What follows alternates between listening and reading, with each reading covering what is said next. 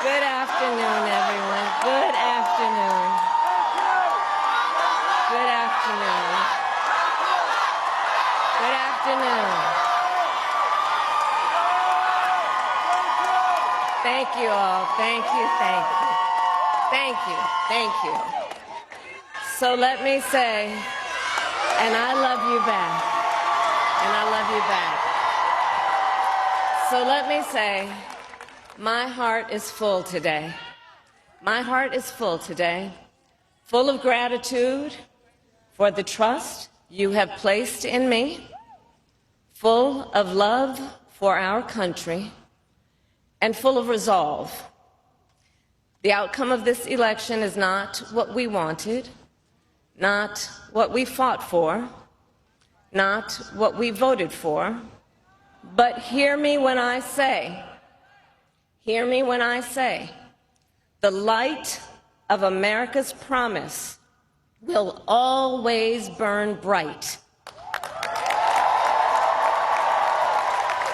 As long as we never give up, and as long as we keep fighting.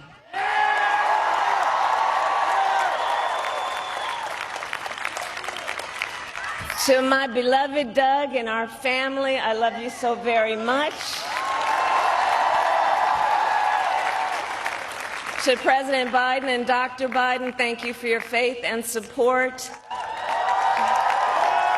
To Governor Walz and the Walz family, I know your service to our nation will continue. And to my extraordinary team, to the volunteers who gave so much of themselves, to the poll workers and the local election officials, I thank you all. Look, I am so proud of the race we ran, and the way we ran it, over the 107 days of this campaign. We have been intentional about building community and building coalitions, bringing people together from every walk of life and background, united by love of country with enthusiasm and joy in our fight for America's future. And we did it with the knowledge that we all have so much more in common than what separates us. Now, I know folks are feeling and experiencing a range of emotions right now. I get it. But we must accept the results of this election. Earlier today, I spoke with President-elect Trump and congratulated him on his victory. I also told him that we will help him and his team with their transition, and that we will engage in a peaceful transfer of power.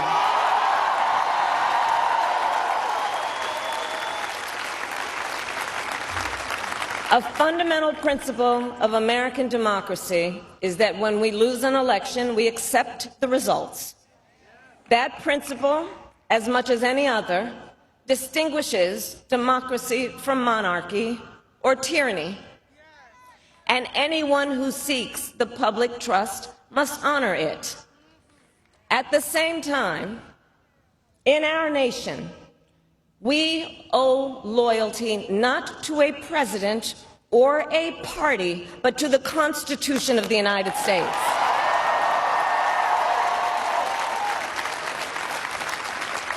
And loyalty to our conscience and to our God. My allegiance to all three is why I am here to say, while I concede this election, I do not concede the fight that fueled this campaign.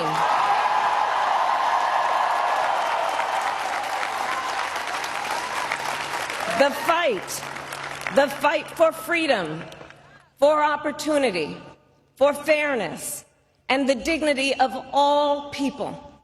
A fight for the ideals at the heart of our nation, the ideals that reflect America at our best.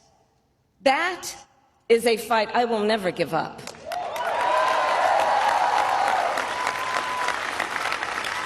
I will never give up the fight for a future where Americans can pursue their dreams, ambitions, and aspirations, where the women of America have the freedom to make decisions about their own body and not have their government telling them what to do. We will never give up the fight to protect our schools and our streets from gun violence. And America, we will never give up the fight for our democracy, for the rule of law, for equal justice, and for the sacred idea that every one of us, no matter who we are or where we start out, has certain fundamental rights and freedoms that must be respected and upheld.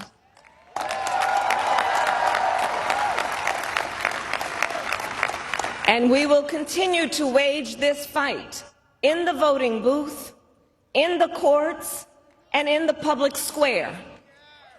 And we will also wage it in quieter ways, in how we live our lives, by treating one another with kindness and respect, by looking in the face of a stranger and seeing a neighbor, by always using our strength to lift people up, to fight for the dignity that all people deserve.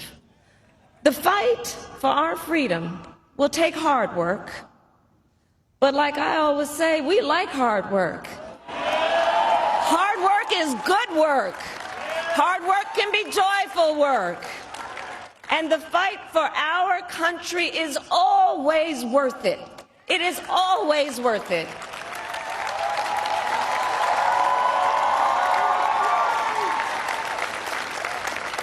To the young people who are watching, it is... I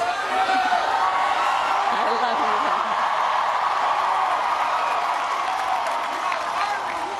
you. To the young people who are watching, it is okay to feel sad and disappointed, but please know it's going to be okay.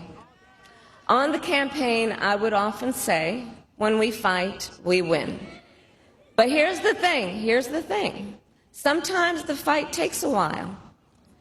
That doesn't mean we won't win. That doesn't mean we won't win. The important thing is don't ever give up.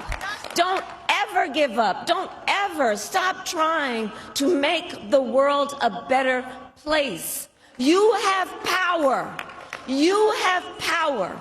And don't you ever listen when anyone tells you something is impossible because it has never been done before.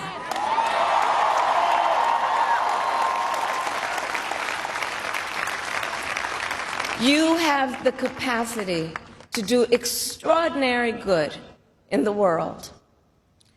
And so to everyone who is watching, do not despair. This is not a time to throw up our hands. This is a time to roll up our sleeves. This is a time to organize, to mobilize, and to stay engaged for the sake of freedom and justice and the future that we all know we can build together. Look, many of you know I started out as a prosecutor, and throughout my career I saw people at some of the worst times in their lives. People who had suffered great harm and great pain, and yet found within themselves the strength and the courage and the resolve to take the stand, to take a stand, to fight for justice, to fight for themselves, to fight for others. So let their courage be our inspiration.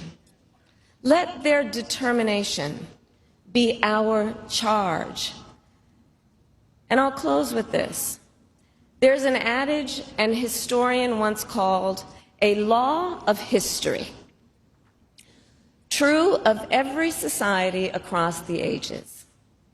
The adage is, only when it is dark enough can you see the stars.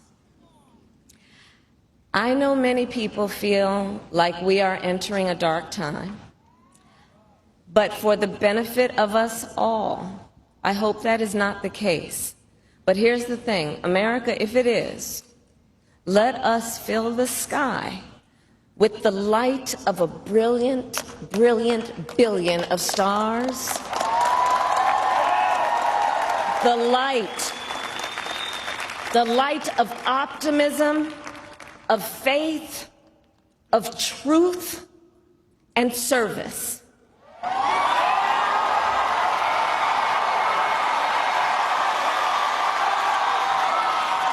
HU. And may that work guide us, even in the face of setbacks, toward the extraordinary promise of the United States of America. I thank you all. May God bless you, and may God bless the United States of America. I thank you all.